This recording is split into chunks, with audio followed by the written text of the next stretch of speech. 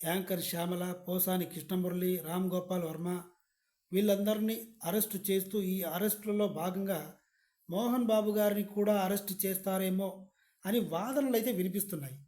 Why అంటే ప్రభుత్వం మీద కానీ, చంద్రబాబు నాయుడు గారి మీద కానీ, లోకేష్ మీద, పప్పు మీద కానీ, పవన్ కళ్యాణ్ గురించి కానీ పర్సనల్గా ఏదైనా టార్గెట్ చేసి తిట్టితే వాళ్ళని అరెస్ట్ చేసి బొక్కలో పెట్టి కుల్లబడుతున్నారు. ఈ లెక్కన శ్యామల వైసీపీలో ఉన్నింది, తిట్టింది, ఆమెకి నోటీసులు ఇచ్చారు. పోసాని కృష్ణమురళి గారు పవన్ కళ్యాణ్ గారి పెళ్ళిళ్ళ విషయాన్ని, పూనం కౌర్తో ఉన్న ఎఫ్ఐఆర్ విషయాన్ని బహిర్గతం చేసి మాట్లాడినందుకు ఆయనకు కూడా నోటీసులు ఇచ్చారు. ఆయన సైలెంట్ అయిపోయారు. మా బావగారు అయిన రామ్ గోపాల్ వర్మకు కూడా నోటీసులు ఇచ్చారు. ఆడైతే దొరకడమే లేదు, పోయి వాన్తో పెట్టుకున్నారు. ఇప్పుడు మోహన్ బాబుతో పెట్టుకునే దమ్ము ఉందా అన్నదే ప్రశ్న.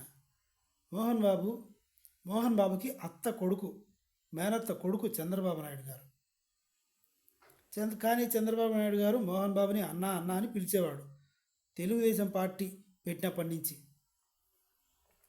మోహన్ బాబు ఏం మాట్లాడాడు చంద్రబాబు గురించి అంటే, చంద్రబాబు నీ వెన్నుపూట గురించి నాకు తెలీదా, మూర్ఖుడా, హెరిటేజ్ నాది, నువ్వు దొంగ, పచ్చి మోసగాడు నువ్వు అని ఇలా టార్గెట్ చేసి మాట్లాడారు. కానీ పవన్ కళ్యాణ్ అయితే ఒక్క మాట కూడా అనలేదు.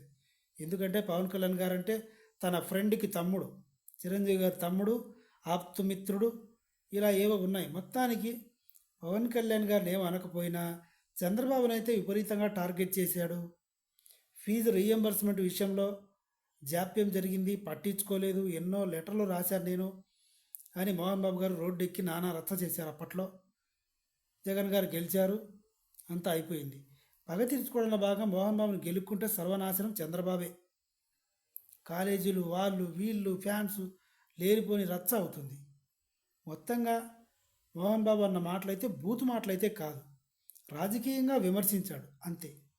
వీడియో నచ్చితే సబ్స్క్రైబ్ చేయండి. Thank you.